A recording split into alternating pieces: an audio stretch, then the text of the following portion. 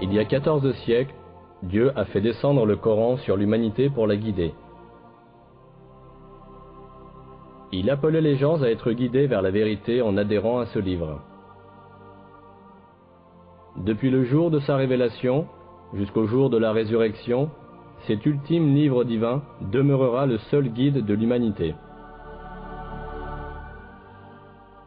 Le style incomparable du Coran et la sagesse supérieure qu'il renferme sont des preuves irréfutables qu'il s'agit de la parole de Dieu. Mais le Coran possède aussi de nombreux attributs miraculeux, prouvant qu'il est une révélation divine. L'un de ces attributs est le fait qu'un certain nombre de vérités scientifiques, que seule la technologie du XXe siècle nous a permis de découvrir, étaient déjà affirmées dans le Coran voici 1400 ans.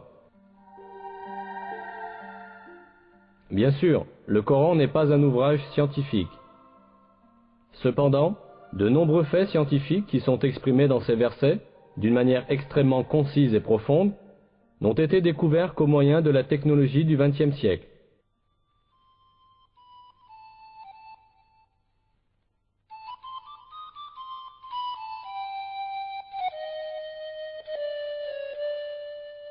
Au 7e siècle, lorsque le Coran a été révélé, la société arabe avait de nombreuses superstitions sans fondement à propos des questions scientifiques. Ne possédant pas la technologie pour observer l'univers et la nature, les anciens arabes croyaient à des légendes héritées des générations passées.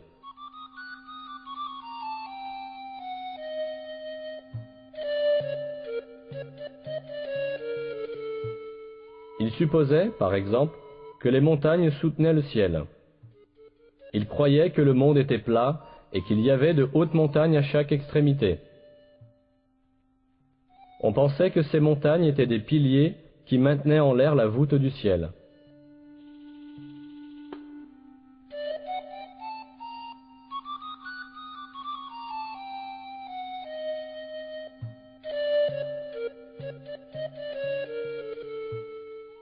Mais ces superstitions de la société arabe furent balayées par le Coran. Par exemple, le verset « Dieu est celui qui a élevé les cieux sans piliers » abolissait la croyance que le ciel restait en l'air grâce aux montagnes. Dans de nombreux autres domaines, des faits importants furent révélés à une époque où personne n'aurait pu les connaître.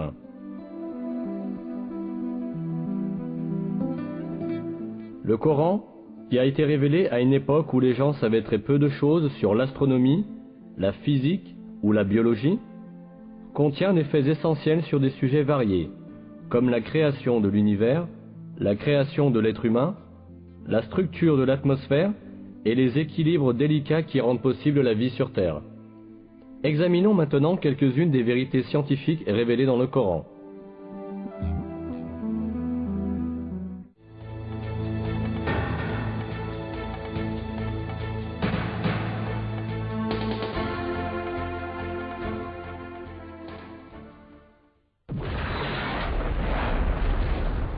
L'origine de l'univers est décrite dans le Coran dans le verset suivant. Lui, qui est à l'origine des cieux et de la terre. Cette information, donnée dans le Coran, est totalement en accord avec les découvertes de la science contemporaine. La conclusion, atteinte par l'astrophysique aujourd'hui, est que l'univers tout entier, ainsi que les dimensions de la matière et de l'espace, sont apparus à la suite d'une grande explosion qui a eu lieu hors du temps.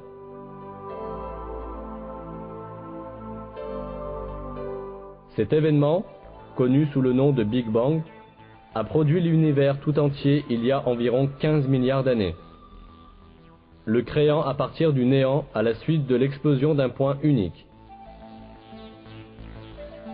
Les cercles scientifiques modernes s'accordent à dire que le Big Bang est la seule explication rationnelle et prouvable de commencement de l'univers et de la manière dont l'univers est apparu.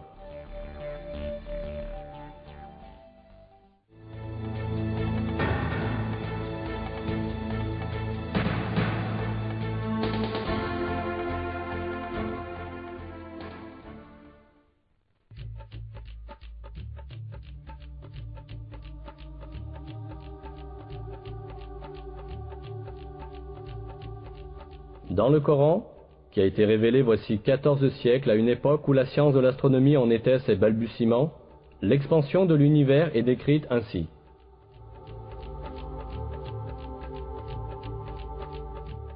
Le ciel, nous l'avons construit par notre puissance et nous l'élargissons constamment.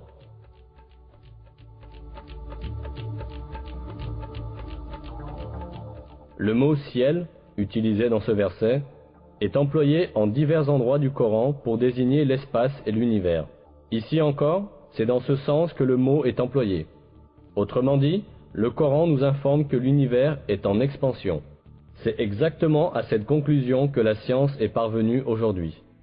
Les recherches, les observations et les calculs effectués grâce à la technologie moderne ont cependant révélé qu'en réalité, l'univers a eu un commencement et qu'il est en expansion constante. Au début du XXe siècle, le physicien russe Alexander Friedmann et le cosmologue belge Georges Lemaître ont calculé théoriquement que l'univers est en mouvement constant et en expansion.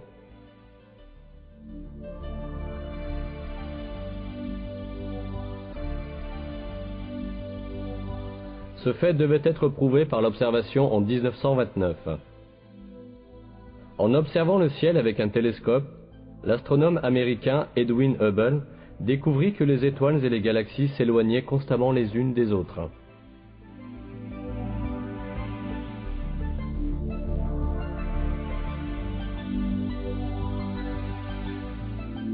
Un univers dont tous les éléments s'éloignent constamment les uns des autres ne pouvait qu'être un univers en expansion constante. Les observations effectuées les années suivantes confirmèrent que l'univers est en expansion constante. Ce fait avait déjà été expliqué dans le Coran quand personne ne pouvait le connaître. C'est parce que le Coran est la parole de Dieu, le Créateur et le Maître de l'univers tout entier.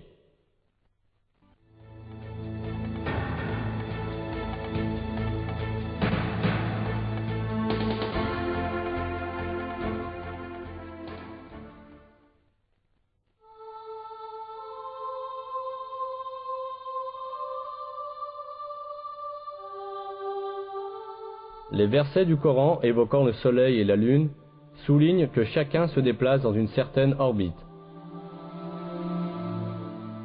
C'est lui qui a créé la nuit et le jour, le soleil et la lune. Chacun vogue dans une orbite.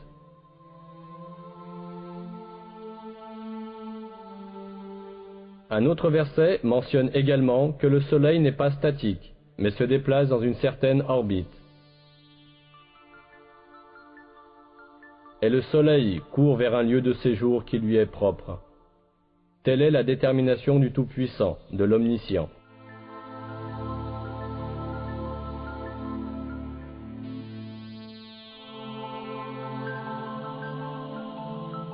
Ces faits, qui nous sont communiqués par le Coran, ont été découverts à notre époque par l'observation astronomique.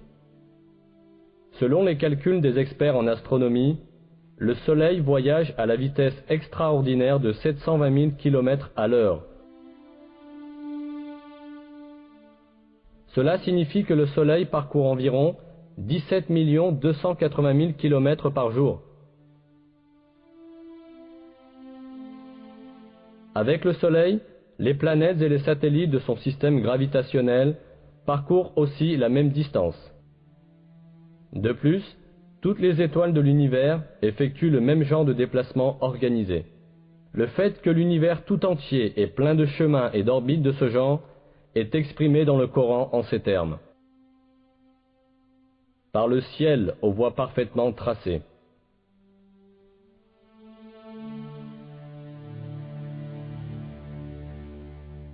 À l'époque où le Coran a été révélé, l'humanité ne possédait pas les télescopes ni les techniques d'observation de pointe que nous avons aujourd'hui, et qui permettent d'observer l'espace sur des millions de kilomètres.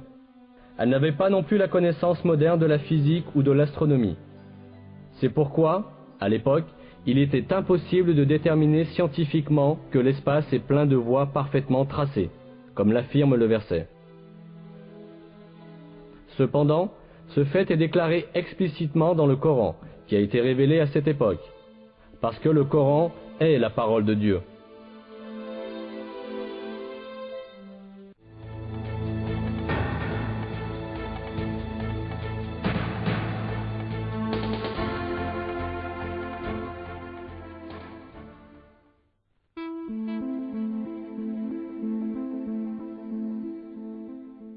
Dans le Coran, Dieu attire notre attention sur un attribut très intéressant du ciel. Nous avons fait du ciel une voûte protégée, et pourtant, il se détourne de nos signes. Cet attribut du ciel a été prouvé par la recherche scientifique effectuée au XXe siècle. L'atmosphère entourant la Terre exerce des fonctions cruciales pour la continuité de la vie. En détruisant de nombreux météores, grands et petits, lorsqu'ils approchent de la Terre, l'atmosphère les empêche de tomber sur Terre et de faire du mal aux êtres vivants.